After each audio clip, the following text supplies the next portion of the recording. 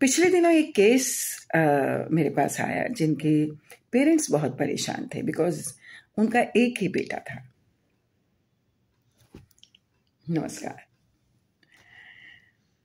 पिछले दिनों एक केस जो मेरे पास आया वो उनके पेरेंट्स बहुत परेशान थे क्योंकि उनका एक ही बेटा था और वो बेटा सिर्फ घर में बैठ के वीडियोस देखता है या घर में रह के बस वो अपना रील्स देखता है या मोबाइल पे बिजी रहता है। He doesn't want to work. वो काम पर भी नहीं जाना चाहता है। माँ बाप बहुत परेशान हैं कि उसके लिए क्या किया जाए। जब उसके बारे में पता चला तो ये बात सामने आई कि उसकी शादी हो गई थी और वो शादी इतनी ख़राब रही कि 6 महीने में उसका डिवोर्स हो गया और वो इतना मेंटली टॉर्चर हो गया कि कुछ दिनों के लिए उसे मेंटल असाइलम में भी रहना पड़ा। और ये सुनकर मुझे बहुत ही तकलीफ हुई। मैंने उनके पेरेंट्स को बोला कि जब वो इतने बुरे दौर से गुजरा है तो फिर अब दोबारा शादी की क्या ज़रूरत है। लेकिन हमारे हिंदुस्तानी माँ बाप, ख़ासतौर से माँओं को फिक्र हो जाती है कि हमारा बच्चा शादी नहीं कर रहा तो हमारे बाद उसकी केयर कौन करेगा। एक अजीब सी फितरत होती जा रही है दिन पे दिन। हम जबकि कहते हैं कि मॉडर्न एज में आ गए हैं और हम काफ़ी एडवांस हो गए हैं, लेकिन कुछ मामलों में हम आज भी एडवांस नहीं हैं और हम अपने बच्चों की ज़िंदगी के साथ खेल जाते हैं।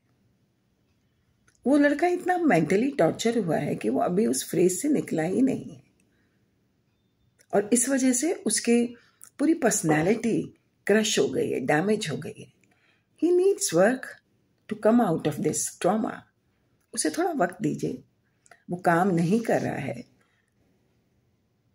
हो सकता है कि वो अपने आप पे गुस्सा हो या अपने पेरेंट्स पे गुस्सा हो, तो गिव हिम टाइम।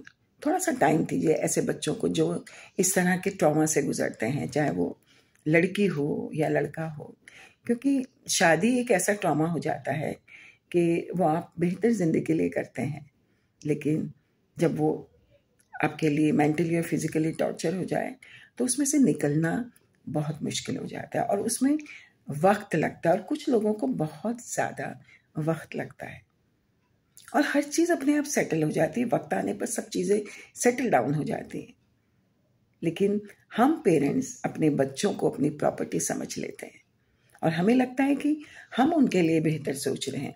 उनमें तो सोचने की सलाहियतें हैं ही नहीं और यहीं से शुरुआत हो जाती है ओपिनियंस की, डिफरेंस ऑफ ओपिनियंस की।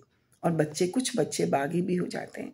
कुछ बच्चे जानबूझकर माँ बाप को टॉर्चर करने लगते हैं कि इन्होंने हमारे साथ ऐसा किया तो हम भी अब इनके साथ ऐसा करेंगे।